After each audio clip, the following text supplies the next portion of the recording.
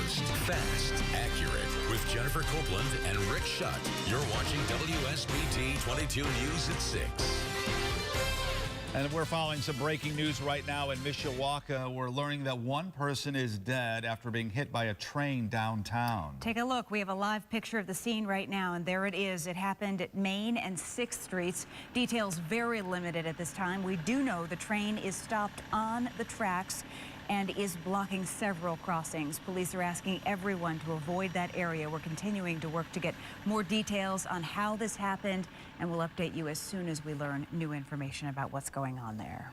Several new housing projects means a couple hundred new people are expected to move to downtown South Bend in the next year. But there is still no word on whether we could see a grocery store there. WSBT 22's Kelly Stopczynski is looking into this part for us tonight. And first, Kelly, here, the city says it's heard from grocery store chains interested in locating downtown. But Jennifer, the city is not naming which ones, where they might go, or how soon it could happen. And the city says it's doing everything it can to make downtown attractive for a new grocery store to locate there. Quinn Potts says people who want to live at Central High Apartments in downtown South Bend almost always ask the same two questions. What are the closest shopping centers? What is the closest grocery store? And she always gives the same answer. We have 1,000,001 restaurants downtown, but we don't have a grocery store. The 105 Central High Apartments have been here for 25 years, but old buildings being renovated into new apartments at the JSM building, Hoffman Hotel, and LaSalle Hotel is sparking new conversation about the need for a grocery store here. It's kind of a chicken and egg thing, you know. Do you put in a grocery store and then look for people to move downtown or residents to be in the area, or do you see the demand in the residents and then the grocery store comes? Common Council President Tim Scott says the subject just came up at this week's council meeting. The city points to some small grocery stores that are already downtown, including the Mexican grocery store on Main Street and the Purple Porch Co-op in the East Bank. I think often when people ask about this, they're thinking in the larger sort of chain store footprint. But that, says the city's community investment director, is an issue of supply and demand. What we understand is that anything in the retail world, really the head count, the number of residents within close proximity to any address is really what would drive the demand for retail. Some people who already live and work downtown say they're surprised to hear demand for a big-name grocery store isn't there yet, but they're hopeful it will be soon. That would be awesome. The city also says every retail store, including grocery stores, have their own research-based ideas of how many people should live and work within a close radius to make a grocery store successful. Those stores will not commit to an area, the city says, unless they are sure the customer base is there. Rick? Kelly, thank you. One man is behind bars tonight after police say he threw a Molotov cocktail that led to a man's death. 26-year-old James Huffman is charged with murder and 2 counts of arson in the January death of Robert Tucker. The fire happened in South Bend at the corner of Sample Street and Greenview Avenue. WSBT 22's Zach Crenshaw is live there right now. And Zach, what do police think happened that night? Well, according to probable cause documents, Rick, around 11:30 on January 20th, they say Huffman took a Molotov cocktail, chucked it through this window, and then took off running around the side of the house. Shortly after, they saw a red Cadillac leaving this area. Now, because there was snow on the ground, investigators were able to get photo evidence of both footprints and unique tire tracks that they say connected to Huffman. Investigators called the bomb threat homemade napalm. And the home immediately burst into flames. Now, 4 people made it out alive, one of them severely burned, but 49-year-old Robert Tucker died in the home. The cause of the fire was quickly ruled arson, and neighbors say the flames told the story. I went to the front window, and I looked out, and it's just completely all flames, completely engulfed in flames. So I knew it had to be arson because it couldn't have started that fast. As for motive, investigators mentioned Huffman's girlfriend in those probable cause documents. Associates of Huffman told police that his girlfriend believed one of the people inside this home had set her home on fire just months before. Those sources also told police the girlfriend was manipulative and wanted Huffman to help her get revenge. Right now, no charges have been filed outside of Huffman's. Reporting live in South Bend, Zach Crenshaw, WSBT 22 News. Zach, thank you. Investigators are still trying to figure out what sparked a house fire that sent one person to the hospital. This happened just before 4 this morning in the 3000 block of Corby Boulevard in South Bend. The man was inside when that fire started. As he was heading outside, he was burned. He was taken to the hospital with first and second degree burns. A cat died in that fire. Good afternoon, I'm Matt Rudkin in the First Alert Weather Center. Beautiful day today, lots of sunshine, hardly any clouds. Here's a live picture in St. Joseph. It's 81 degrees, beautiful Lake Michigan. We can actually take you on the lake. This is our buoy camp just offshore the Cook Nuclear Plant there in Bridgman. You can see very calm waters. 73 the air temperature, it's about 2 miles offshore, so a little bit cooler over the lake. Water temperature still in the 50s, right around 58, at least at this particular buoy, with waves 1 to 2 feet. So pretty unique view there, that's for sure. Temperatures inland, not too bad. We're talking low 80s. That's much warmer than average. We're usually in the low to mid 70s through late May. Coming up in your forecast, we've got more July-like weather, at least for tomorrow, before we revert back to April-like weather for the weekend. We'll talk all about it and let you know when the rain chances arrive as well in your forecast coming up. Matt, thanks a lot. New at 6, a popular exhibit at the Elkhart County 4-H Fair is canceled this year. Now, the Indiana State Board of Animal Health has banned poultry-related exhibits around the state. WSBT 22's Ed Ernstis reports it's an effort to stop the spread of the bird flu. At the end of May, the poultry barn at the Elkhart County Fairgrounds always looks like this, empty. That usually changes drastically in July, but not this year. The Indiana State Board of Animal Health is banning poultry from county fairs to help prevent bird flu. So all across the country, the H5 virus has started spreading. It's been in various states, and I think a couple, 3 weeks ago, it was diagnosed here in Indiana. The virus is deadly to poultry, and officials are fighting to keep it from spreading. If there were 4-H'ers or farmers who brought poultry to the fair and one of their birds was infected, it could rapidly spread throughout the entire barn and then be taken back home to the various flocks, backyards, farms, wherever. As with all situations of this magnitude, fair officials and those with the Extension office here feel it is much better to be safe than sorry and to do what they can to help contain the spread of the disease. Unfortunately, in other states, they've had to put this ban on, and they also have had to destroy animals because of it, and we don't want to see that happen to the 4-H'ers projects. The 9-year-old son of Fair Marketing Director Christy Ambrosen has been working hard for months to have a poultry exhibit at this year's fair. He didn't understand, what it was going to impact him. He was still raising his chickens. This is his first year, so he really doesn't know what he's missing out on, but he did have a little bit of disappointment in his eyes. Even though many may be disappointed, these empty cages at the fair could help keep a problem from becoming worse. Ed Ernstis, WSBT 22 News. And the poultry ban at fairs applies to all counties in Indiana. So far, the state of Michigan has not issued a ban at any of its county fairs. Also new at 6, tickets go on sale this Saturday for the concert series at the Elkhart County Fair, but we found some already camping out to be the very first in line to get front row seats for Joan Jett and the Blackhearts. Tanya Flowers and her sister have been in line at the fairgrounds since Tuesday. While her sister is at college during the day, Tanya holds down the fort. I have my cell phone, the internet, so I'm on Facebook with my friends and family.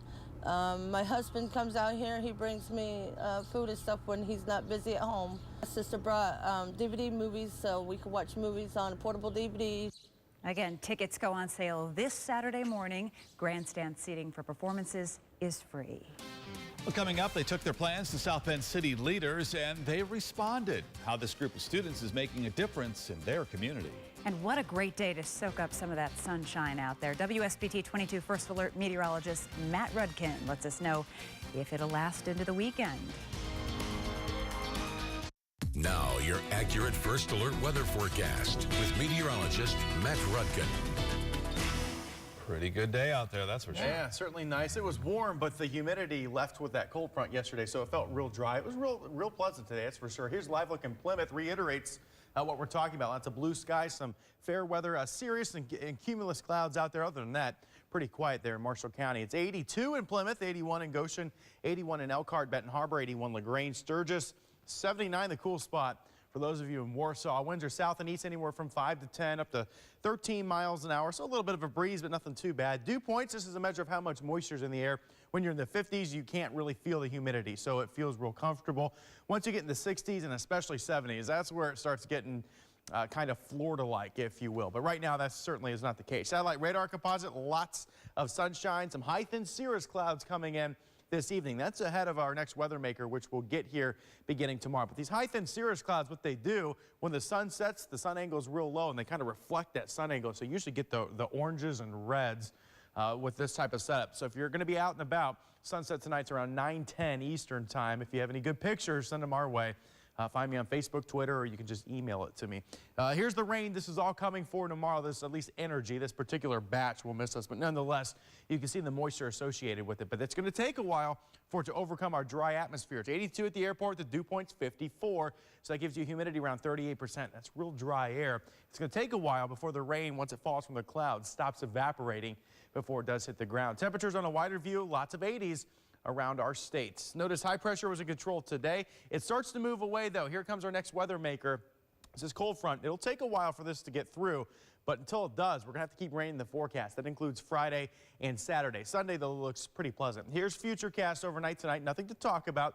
By tomorrow, notice this is 6 a.m., maybe a brief shower. I think most of us stay dry through about midday. Then we start to heat things up. It'll be a Florida-like atmosphere again. Lots of humidity. They bubble up. These thunderstorms in the afternoon. Then once the sun goes down, they fizzle out pretty quick. And then a much better chance for rain, I believe, on Saturday. Your first alert weather forecast tonight will go with partly cloudy, 62 degrees. Tomorrow, 84. If we see more sunshine, then we're forecasting, some of you may get close to 90 degrees tomorrow, so it's going to be hot, that's for sure. 72 on Saturday. We've got a 60% chance of rain, but that probably is a little bit higher than Friday as far as rain chance goes, widespread basis. So if you have plans on Saturday, I don't think it'll be a washout, but certainly warrants keeping an eye to the radar. We cool down on Sunday, and then no rain, at least in our forecast right now, through most of next week with beautiful conditions, 70s and 80s. Yeah, say goodbye to May, and June is on the horizon. On Monday, right? I said Wednesday yesterday. I should have looked at a calendar. There you go. Thanks, Matt. A school received thousands of books after winning our I Love to Read challenge. Why they've decided to give them all away. Next on WSBT 22 News at 6. First to cover breaking news with Jennifer Copeland and Rick Shutt. Your accurate first alert weather forecast with meteorologist Matt Rudkin and sports with Pete Byrne. You're watching WSBT 22 News at 6. Better World Books donated more than 2,500 books to the winner of this year's WSBT 22 I Love to Read contest. And for the second year in a row, North Point Elementary in Granger won. But this year, they have decided to do something a little bit different with their prize. They're giving back and partnering with students from Harrison Primary in South Bend. WSBT 22's Patrick Roth was at the school today. And Patrick, both of these schools very much looking forward to next year's contest. Yeah, Jennifer, they're hoping to read a combined total of 2 million minutes for next year's contest. And to help, North Point is donating the books they won this year to Harrison. Now, students from the 4th grade class at North Point went to Harrison today to give away those books. But this is more than just an act of charity. They want to use those books to set up a partnership. And to do that, they'll be using Skype to check in on each other and encourage one another to meet their goal of 1 million minutes read. Now, the teachers I spoke to said that kind of peer encouragement is very important and way more effective than encouragement from just teachers or parents. But students say, more than anything, this is a chance to share the fun of reading. You've got to think about others. If you've read a lot and you know that there are other kids who haven't read and they haven't gotten the opportunity to have fun, you have to give them the opportunity. Now, last year, Northridge read 1 million minutes and Harrison came up just short of that. And the principal said that they know that working together, they'll get to their goal of 2 million minutes. Live in the studio, Patrick Roth, WSBT 22 News. Patrick, thank you. Students from Harris Primary presented plans also to Mayor Pete Buttigieg and city engineers today. They asked to have new sidewalks added around the school. Before today's meeting, the students in kindergarten through 4th grade worked for about 5 weeks on the plans. They walked around the neighborhood to see what needed to be fixed. Then they drew up the blueprints. We've been seeing a lot of things that have been missing from sidewalks and things that have been added, like things that have been falling off trees. My sister's been tripping and crying, so I've been wanting them I've been wanting to tell the mayor to try to change the streets. A lot of times kids, you know, the students in our school don't think that they can change anything in their neighborhoods. And maybe this will spark some other kids to do something else in the community. Not just, at the end of the presentation, the mayor told the students the city will use their plans and will start adding new sidewalks around Harrison Primary Center this summer. That's wonderful. Great job. Good, busy kids. Well, this week's outstanding student athlete has her sights set on a regional title. And the Chicago Bulls have decided to fire their head coach. Hear what the Bulls front office has to say about the change next in sports. Now, sports with Adam Darengowski. Well, after weeks of speculation, Chicago Bulls owner Jerry Reinsdorf made it official this afternoon. Tom Thibodeau's tenure as head coach is over. The decision comes after the Bulls were bounced from the playoffs by the Cavs. Rumors suggested that Tibbs had a contentious relationship with members of the front office. Thibodeau won almost 300 regular season games and reached the playoffs in all 5 of his seasons. There needs to be a culture of communication that builds a trust throughout this organization, a culture where everybody is pulling in the same direction. When that culture is sacrificed, it becomes extremely difficult to evolve and to grow. And today's decision was about giving this team an opportunity to grow into the future. Well, the rumor mill is already swirling concerning Thibodeau's replacement. One name that has been mentioned is Iowa State head coach and former Bull Fred Hoiberg. Make sure you stay glued to WSBT 22 and our website, WSBT.com, for more updates as this story develops. White Sox taking on the Orioles in a daytime doubleheader.